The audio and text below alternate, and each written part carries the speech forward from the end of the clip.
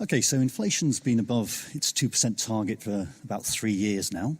And people have blamed a series of factors, including high fuel bills and sterling's fall. But what would you pick out as the key factor behind the elevated inflation? So I think the stickiness that we've seen in inflation at first blush does look puzzling. Following the largest recession we've seen in living memory, our economy has barely grown for 2 years. Output is still well below its pre-crisis level, unemployment close to 8%, but inflation remains stubbornly above 2%. The point I made in my speech today is that I think there is clear evidence that the weakness we've seen in the economy has helped to moderate wage growth. We've seen quite a remarkable degree of wage moderation. But that moderation we've seen in wages hasn't been sufficient to offset the weak growth we've seen in productivity. So as a result, the growth of unit labour costs, which are the most important costs affecting domestic cost pressures in our economy, have continued to grow at or slightly above their historical average. And I think that's been an important factor contributing to the stickiness that we've seen in inflation. The other point I make in the speech today is that and with wage growth so moderate that we've seen at the moment, that unless we see a pickup, until we see a pickup in productivity, we're unlikely to see inflation fall materially in the future. Can wage costs come down further? Is it realistic? Because presumably some people think in your speech you're suggesting they should.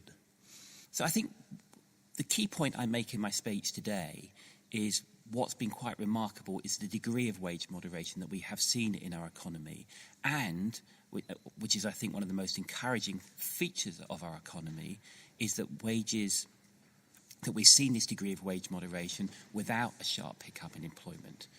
Unemployment has indeed picked up, but by far less than we would have expected if we'd seen some of the rigidities and inflexibilities of the labour market in the past. If we move on to the recent news about the Treasury taking, I think it's about 35 billion over this fiscal year and next fiscal year in coupons from the bank's asset purchase facility. Now that really created a firestorm. There were some people suggesting that was the end of bank independence or raised questions about your freedom of action. Are people right to be concerned? So I understand those concerns, and the point I made in my speech today is, to my mind, many of the concerns and worries raised in the wake of the government's decision are, to my mind, misplaced. Some people argued that this was sort of tantamount to monetary financing. I don't think that's right. Prior to this decision, what we effectively had was the government issuing debt in order to pay coupons into an account owned by the Asset Purchase Fund, which essentially was a savings account for the government. I think it's quite reasonable for the government not to issue debt in order to pay coupons into its own savings account. It wishing to stop that in no way represents monetary financing. I do recognise, and I do agree, that the decision by the Treasury, to transfer these payments across and use them to pay down government debt has a similar effect on the economy as us undertaking more quantitative easing. But I don't think that in any way affects our ability to set monetary policy. The key point to recognise here is the MPC doesn't have a monopoly over factors affecting monetary conditions in the economy. There are many other factors affecting monetary conditions, many of those far more important than the government's decision. So such as, for example, the appreciation we've seen in the exchange rate over much of the past year, the very sharp falls in funding costs. What the MPC does have, however, is the power each and every month to set its monetary instruments in order to make sure that in the light of all those other factors, the overall stance of monetary conditions is consistent with hitting the inflation target. And for that reason, I'm very comfortable that our ability as a monetary policy committee to set the stance of monetary policy hasn't been affected.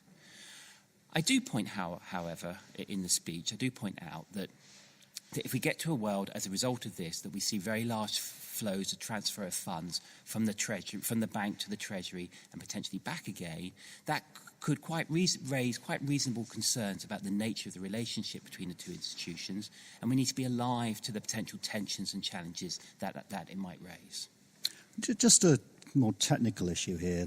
Some economists pointed out that you had expected the Debt Management Office, as a result of this transfer, to cut gilt issuance. They in fact cut T-bill issuance. Does that change the picture in any way? I think this is a potential red herring.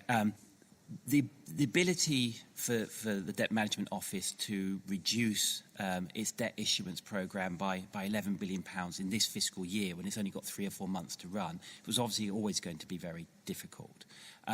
We are working closely, and so I think the main impact of this transfer we'll see in the debt issuance programme for the next fiscal year, which will be announced in March of next year. We're working closely with the Treasury to understand exactly how that will work, and they're very aware of our interest in that. So this is a slight nuisance, but I don't think it's a big picture issue. Marvellous. Thank you very much indeed. Thank you.